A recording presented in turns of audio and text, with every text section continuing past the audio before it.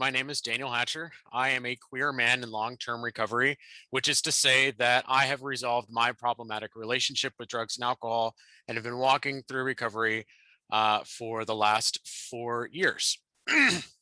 I'm also a recovery support peer specialist in the state of Texas, as well as working with the Texas Recovery Advocacy Project team. And I'm really excited to bring you this training. I pulled a lot of stuff from a lot of places, but I did make this myself, so I'm really proud of it. um, so let's see.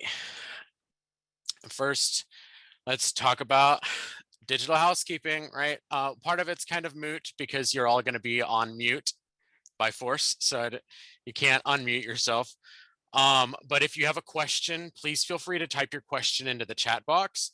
At the end of the presentation, one of my co-facilitators will present questions posed during the presentation, and this will also be a time for folks to come off of mute and ask questions themselves. If you so desire, you may rename yourself. You may, in order to do that on your computer, select the three dots in the upper right-hand corner of the frame of your video and select rename. And in order to rename yourself on a mobile device, press the participants button, select yourself, and then rename. When it comes to the end, when we're doing questions, you will need to use the raise your hand function in order to have one of the co-facilitators take you off of mute. And I took that little section out of my script. So I know that on the computer, it's down on the bottom on the right-hand side under the reactions icon. I apologize, I don't know where it's at on a mobile device. So just scream out in the chat if you don't know where it's at and are wanting to ask questions at the end and you're on your mobile device. Okay. This training is, as we said, brought to you by the Diversity, Equity, and Inclusion Subcommittee of the Inclusivity Caucus of the Recovery Advocacy Project. The IC has as its purpose the co-creation and strengthening of safe spaces for people of all races, ethnicities, genders, sexual orientations, languages, socioeconomic status, ages, and abilities, to end discrimination, disparities in care, and remove systemic barriers to all who seek support. I would like to recognize that I am joined tonight by Carol Cruz, who is the Inclusivity Caucus chairperson. And I can't really see all the names and attendees, but I want to also lift up Lynette Kashaw Davis, who is the Diversity, Equity, and Inclusion Training Committee co-chair. So it's important to have a shared set of rules for this space to be safe and inclusive for everyone present. I feel it's important to note that I use the phrase safe space here because we will explore some ideas and concepts that may challenge you and your experience. This will be a space where it is safe to lean into the discomfort and challenge yourself to expand your understanding of the world. In order to facilitate such an environment, the following group norms have been provided. Please come from a place of seeking to understand rather than to be understood. Remain humble. The ouch rule. This means that you are fully encouraged to step away, turn your video off, etc. should you need to take some time to recenter yourself. Step up and step back during the question and answer segment of at the end of the training. I encourage those who do not normally speak up to speak up first, and those who are more comfortable in the act of speaking up, like myself, to step back and allow others the opportunity to step up first. And finally, the Vegas doctrine, which is my playful spin on the expectation and respect of people's right to privacy. Conversations and questions from this training should not be taken out of context outside of this space. Does it feel like I'm yelling into the mic? I feel like okay, cool. All right. I want to take a second to acknowledge that I am a white cisgender queer man giving a diversity, equity, and inclusion training about a community that experiences a multitude of intersectional oppressions. As evidenced in the acronym, the LGBTQAI community refers to an incredibly diverse community. The acronym itself, for those who don't know, stands for lesbian, gay, bisexual, transgender, queer, or questioning, intersex, and asexual. Since this training is during Pride Month, I will attempt to weave in a little bit of historical context regarding the LGBTQIA plus community. Historically, the mainstream LGBTQIA rights groups have focused more on white gay people and lesbians than on trans people or people of color. For example, in 1997, excuse me, 79, in 1979, the first national march on Washington for gay and lesbian rights titularly excluded trans and bisexual folks. Bisexual would not appear in the event title until 1993, and transgender would not appear in 2000, some 20 years later. It would not be possible for me to be giving a presentation today about my community if it had not been for the tireless and courageous work of Black trans activists and other queer people of color that goes back several years prior to the Stonewall riots. Trans activists like Marsha P. Johnson, Miss Major Griffin Gracie, and Sylvia Riviera, and queer activists like Bayard Rustin, who informed MLK during the Civil Rights Movement, and Audre Lorde. These are but a few of the countless Black and trans names that are constantly excluded from the historical narrative.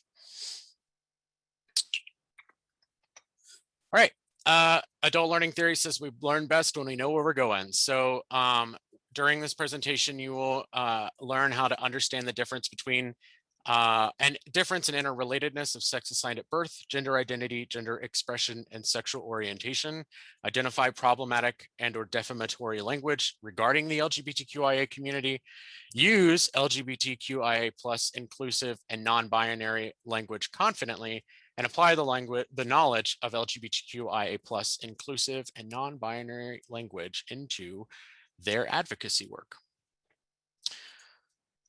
I love this quote, and I went to great pains to find out who actually wrote it, because this meme without his credit is seen all over the place. And I really personally identify with it. And I think it's really relevant to why we talk about identity, expression, and sexual orientation. So queer people don't grow up as ourselves. We grow up playing a version of ourselves that sacrifices authenticity to minimize humiliation and prejudice.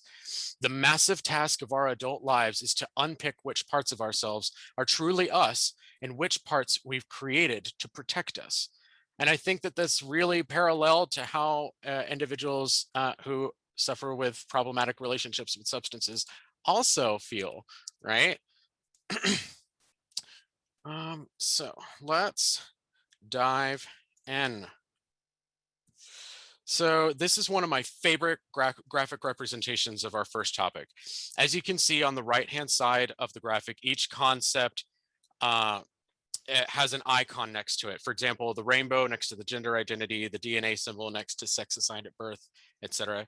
Each icon corresponds spatially on the unicorn to give you an idea of how to conceptualize each thing. And then each subheading has a sliding scale spectrum underneath to reflect the spectral nature of each concept. And don't worry, this picture is going to be used throughout so that we can associate the concepts with the image. Excuse me. So let's start with gender expression. In the gender unicorn graphic, you can see that the unicorn is thinking about a rainbow, which in this example represents gender identity. There are over 200 different gender identities of which I'm aware, and I'm by no means an expert. So gender identity is a person's internal sense of their own gender. And a major theme of this training, by the way, is it is non-exhaustive. Like I said, there's over 200 gender identities that I know of, and there could be many, many, many more. I've just tried to distill it down to some of the more commonly heard of or commonly used. Cisgender means that someone's gender identity is consistent with their sex assigned at birth. Cisgender female, cisgender male. Transgender is an umbrella term, which is used to indicate an individual's self-determined gender identity is other than that of their sex assigned at birth. And this can be used both by trans individuals and by non-binary individuals, but non-binary individuals may not identify as transgender.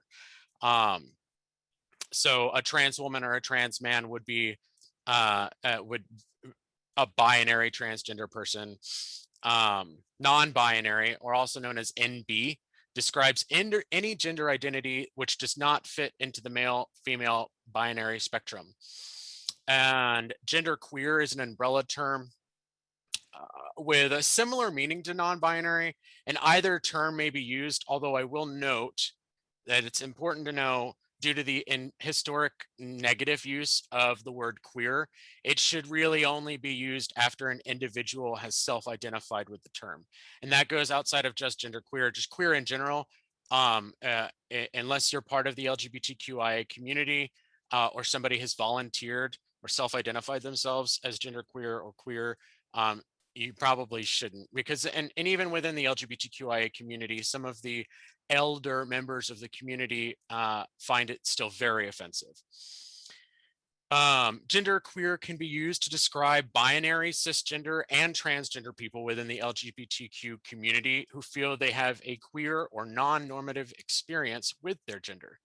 It can also be used to describe any gender identities other than man and woman, thus outside the gender binary, including a combination of genders, neither man nor woman, which are as agender or neutrois, moving between genders, third gender, or other gender, or those who do not or cannot place a name to their gender. Gender fluid, it refers to someone whose experience with their gender identity varies over time, typically, but not always, in response to different circumstances. And then finally, I felt it was really important to include Two-Spirit here. Two-Spirit is a term that emerged in 1990 out of the third annual Intertribal Native American First Nations Gay Lesbian American Conference in Winnipeg. As such, it is exclusively for the use of Indigenous First Nations people.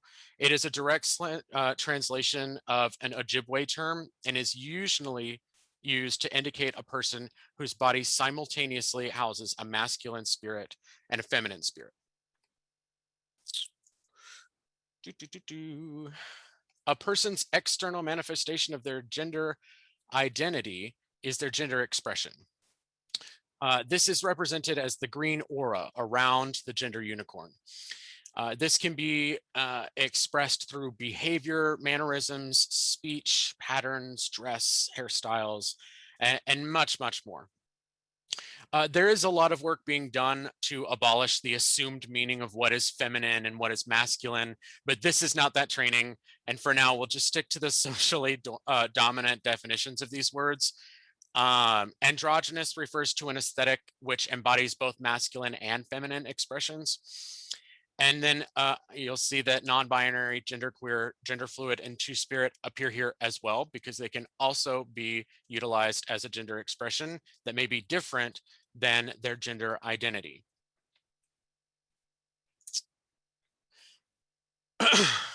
Okay, sex assigned at birth.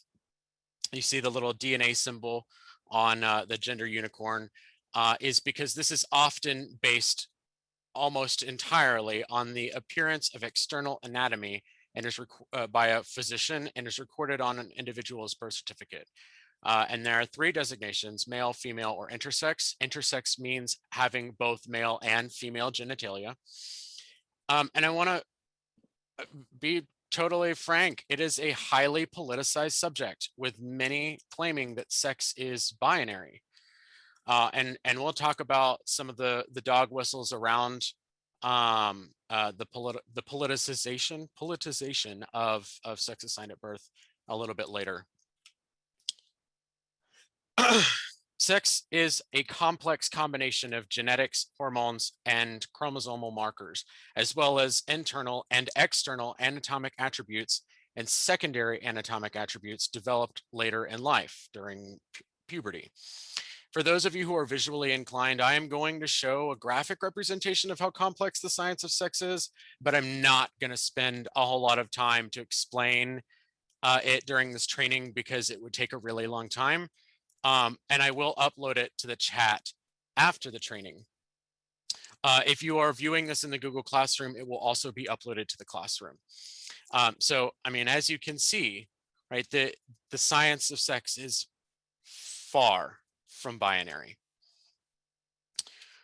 Okay. Finally, we want to talk about sexual orientation, which is completely separate from gender identity and gender expression. This describes a combination of physical, emotional attraction, behavior, and identity for sexual and/or romantic partners.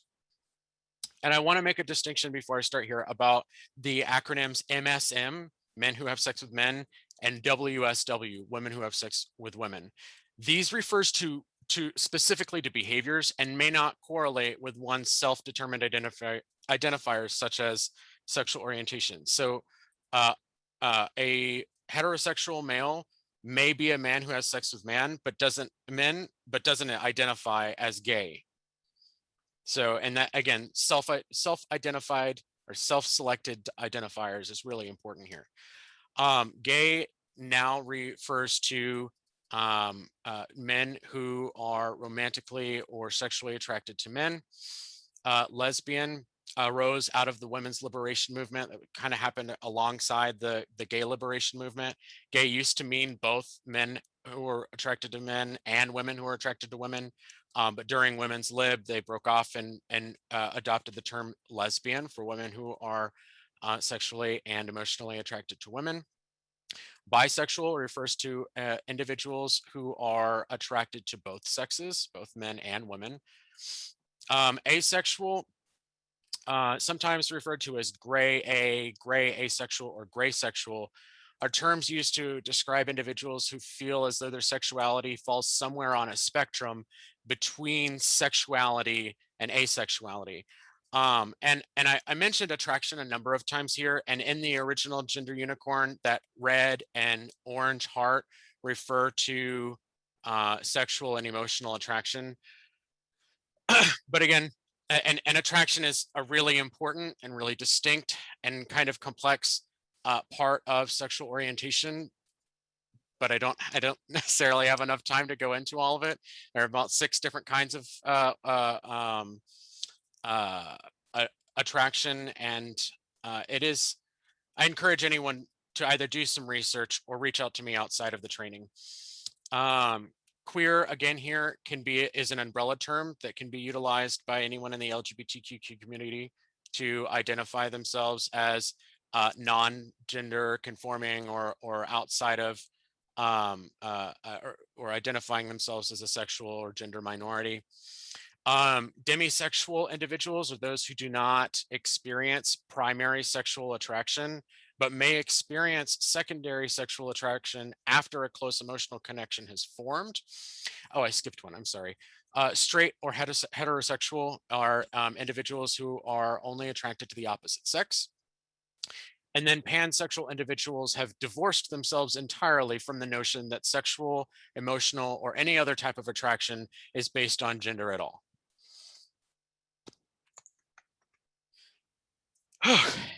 That's the 101 section down. Again, please feel free to type in any questions you may have had for that section, and I'll address them at the end. So we're going to take a second to talk about some problematic language.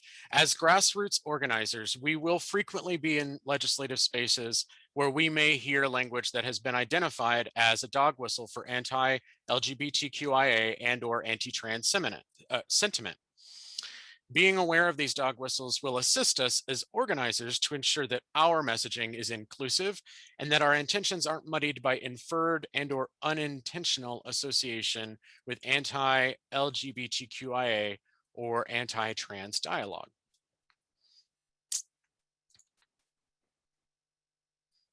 So the format of the next few of these slides: in red is bad and blue is good. So due to the clinical history of the word homosexual, it is aggressively used by anti-LGBTQIA extremists to suggest that people who are attracted to the same sex are somehow diseased or psychologically or emotionally deranged, which was in fact discredited by the American Psychological Association and American Psychiatric Association in the 1970s.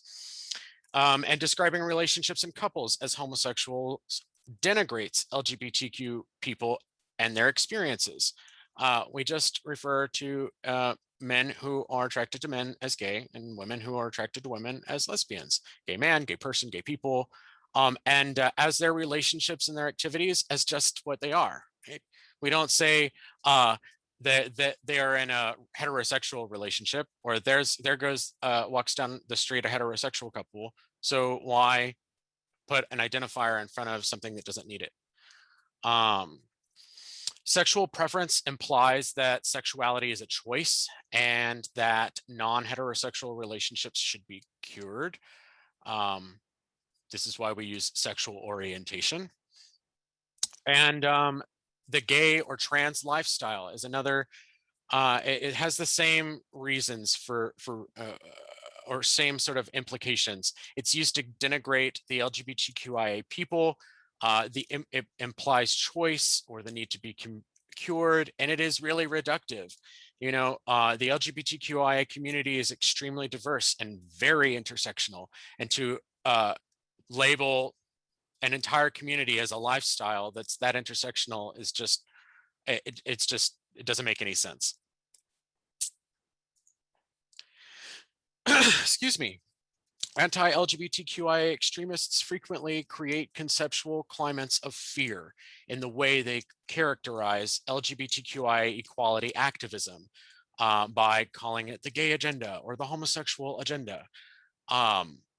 We just talk about accurate descriptions of the issues, right? Inclusion and existing non-discrimination laws, or securing equal employment protections, right? And these may sound extreme, but I live in the state of Texas where I hear a lot of these things all the time. These anti-LGBTQIA people will also characterize equality movements as special rights movements in order to incite opposition to relationship recognition and inclusive non-discrimination laws. These are really important that we get this across, or that I get this across. Pre and post-operative, we incorrectly correlates surgery with gender identity. Someone's transition from their sex assigned at birth to what their current gender identity is referred to as transition or transitioning, and it is a deeply personal process. And unless you know somebody, you really shouldn't be asking questions about their transition, especially not using terminology like pre or post-op or sex change, which again overemphasizes the necessity or assumed necessity of surgery and anatomy when talking about transitioning. Some transgender individuals will never transition through hormone replacement or through surgery, and that is 100% their prerogative. So these three, I have stumbled across people accidentally using some of these in ways that they didn't really know were offensive. Transgenderism, less so. That I almost exclusively have seen or heard anti-trans individuals using this to dehumanize and reduce a transgender individual's experience to a disorder. So we talk about the movement for transgender equality and acceptance, or the transgender community.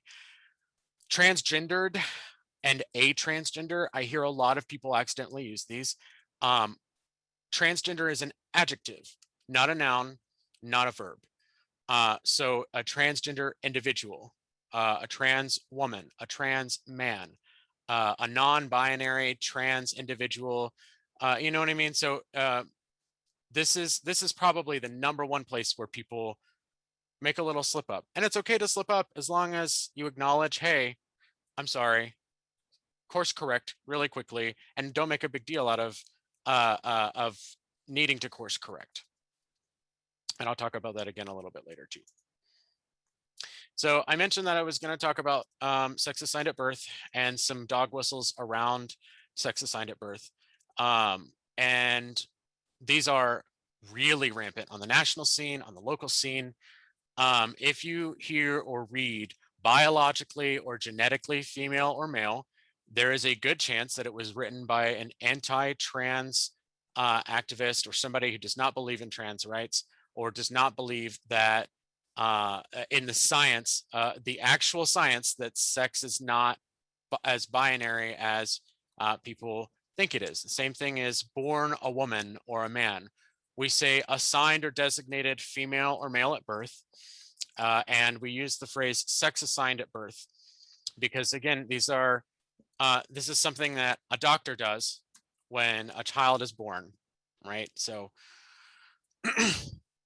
and last but not least, passing and stealth. Now, these words are used within the trans community to some lesser and some greater extent. But again, it should only be used by individuals within the trans community. If you hear somebody who is not a trans individual saying passing or stealth, they are implying or trying to create this conceptual climate of fear around encountering transgender folks, that there's some kind of deceit involved with them. And, this dates back to the 70s and Anita Bryant's war on the gay liberation movement. And the term bathroom bill, is geared to incite fear and panic at the thought of encountering transgender people in public restrooms. And this was the product of Phyllis Schlafly's war on the Equal Rights Amendment, which dates back to the 70s as well. So they're not bathroom bills, right? Bathroom bills are is this characterization, this conceptual climate of fear about what's going to happen if I walk into a bathroom and a transgender person is there.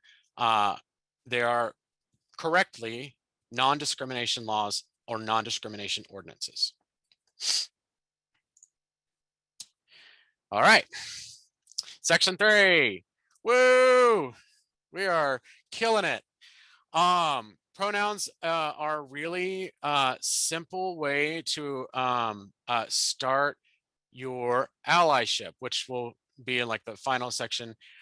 Pronouns are words that take the place of proper nouns for places, names. You may use she or her or he or him, or gender neutral pronouns such as ze, here, or they or them. Some people use specific pronouns, any pronoun, or none at all. I love this graphic from Cardiff and Vale University.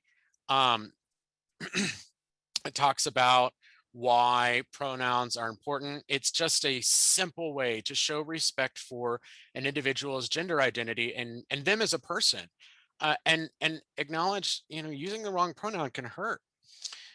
4 really simple ways to start working on your pronoun game is ask people what their pronoun is, just as you would ask a preferred name.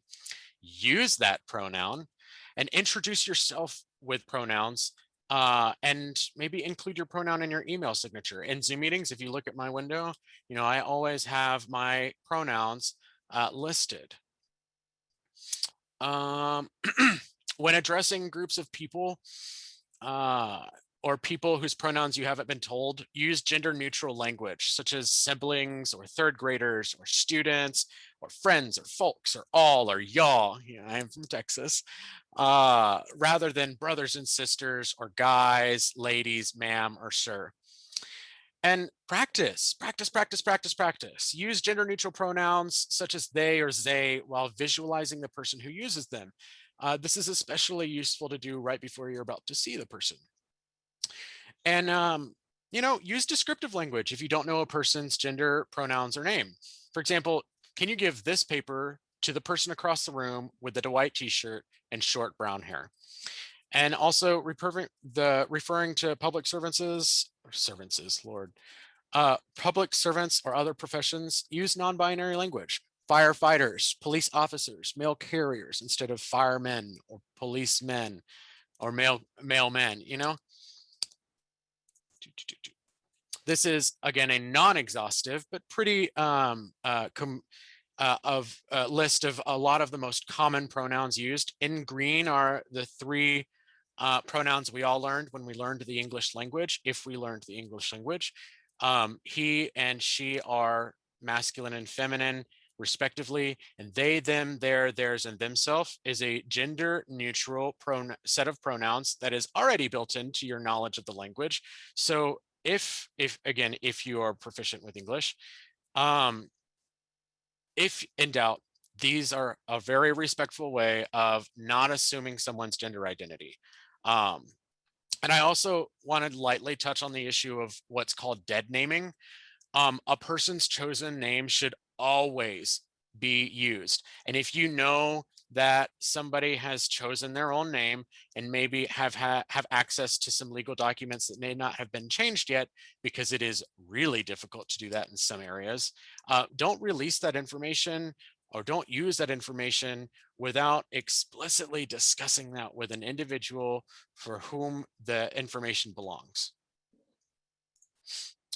All right, let's bring it all together. How does all of this relate to the recovery advocacy movement?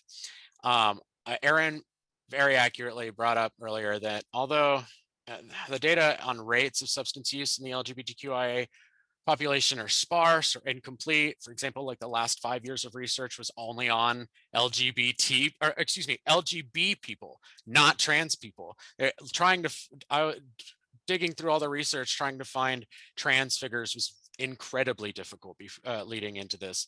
But it is estimated that somewhere between 20 to 30% of LGBTQIA people have problematic relationships with substances, compared to only about 9% of the general population. So allyship, we talked about that earlier.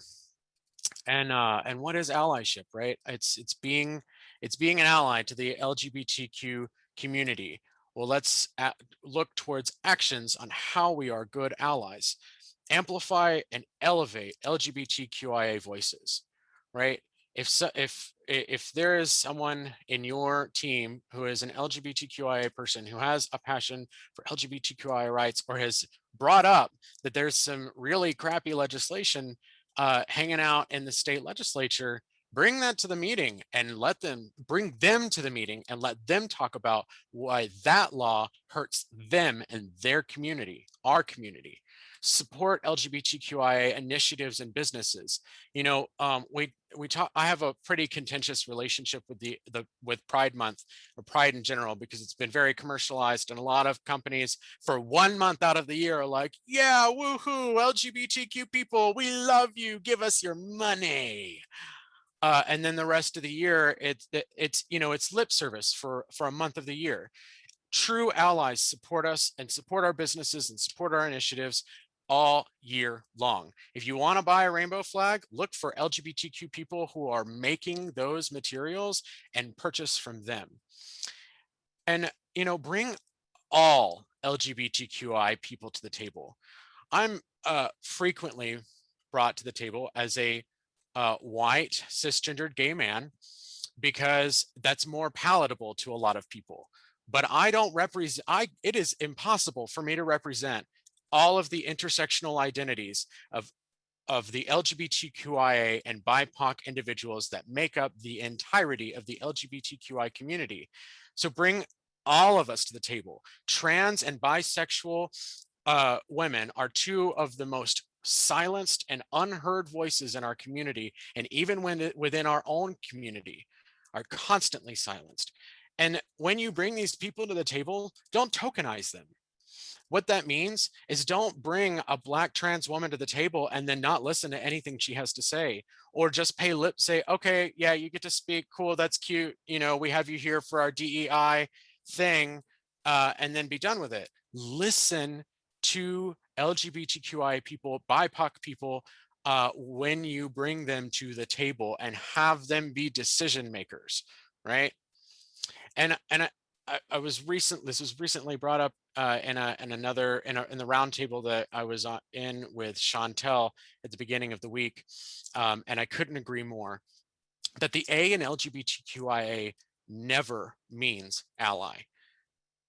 Allies are 100% welcome in our community to come and support us, but you can't integrate yourself into a community just because you support the community, right? You can't understand our experience as one of us. And so A means asexual, always, never ally. So I'm going to bring up a couple pieces of legislation from the Texas session, and that were specifically targeting trans individuals. So House Bill 1399 and its partner Senate Bill 1311 would have caused any physician providing gender affirming pediatric care to have their license revoked. House Bill 1399 did fail to pass through the House, which was really cool, but Senate Bill 1311 made it through the Senate, and it was only because the time ran out on the legislative session that it didn't make it to the floor in the House. Senate Bill 1646 and Senate Bill 29 both also passed through the Senate and had the same time limit thing. So during the interim session, there's a good chance, especially Senate Bill 1646, which categorizes gender affirming pediatric care as child abuse on both the parents and any physicians providing gender affirming pediatric care, while simultaneously talking out of the other side of their mouth and protecting physicians and parents who mutilate intersex children by when they're born and deciding what their gender is for them. So an article published in LGBT Health in 2020 on sexual and gender minority adolescents found that over half of SGM adolescents reported lifetime alcohol use, over 25% reported marijuana use. And this was a study on just adolescents who had internet access, which excluded SGM youth experiencing homelessness or living in a shelter without internet access, where these rates are exponentially higher. Suicidality, substance use, and depression are extremely prevalent in the LGBTQI community due to minority stress, which refers to vicarious experiences of stigma, discrimination, and stress in predominantly heterosexual, cisgender, patriarchal societies. Oops, I wasn't done. Sorry about that. I scrolled with my mouse instead of moving the thing. And LGBT young adults who reported high levels of family rejection, which legislation like this creates these environments of where family rejection is okay, are 8.4 times more likely to attempt suicide and 3 times more likely to use illegal drugs. And that doesn't include alcohol. We must look at recovery advocacy through an intersectional lens to truly battle the disease of addiction. So just a little example of some of the good legislation that attempted to come through the House and the Senate in Texas, because we're still not protected under any kind of law for sexual orientation, gender identity, or expression. There's also was a bill that would have made it illegal for somebody to be to physically harm an LGBTQIA person and then use that as a defense in court, and none of those bills even made it out of committee. So if we think about SAMHSA's 4 dimensions of recovery: home, health, community, and purpose, right? If we look at bills that harm communities, right, that create legal, oh goodness, any bill that harms a community at whole makes it impossible for somebody to have a decent home, good health, connection to their community. And when you live in an inhospitable state like the state of Texas, it's kind of difficult to find purpose unless you live in some of the bastions of I guess blueism in some of our metro areas. We are a huge state with a lot of rural communities where LGBTQ people are silenced and still live in the closet, still live in fear of family rejection, and may never come out and be able to live fully themselves. And legislation that rolls more that is at war with the LGBTQ community just exacerbates the issue. So in conclusion, Addiction is not a one problem disease. People who use drugs and people in recovery have a multitude of compounding identities, which need to be considered by the recovery advocacy movement. Allyship is more than paying lip service during Pride Month. True allies elevate LGBTQIA people all year round. And it starts with educating our organizers about the intersection of identities within the community of people who use drugs and people in recovery, and taking that education forward to elevate those most marginalized amongst us.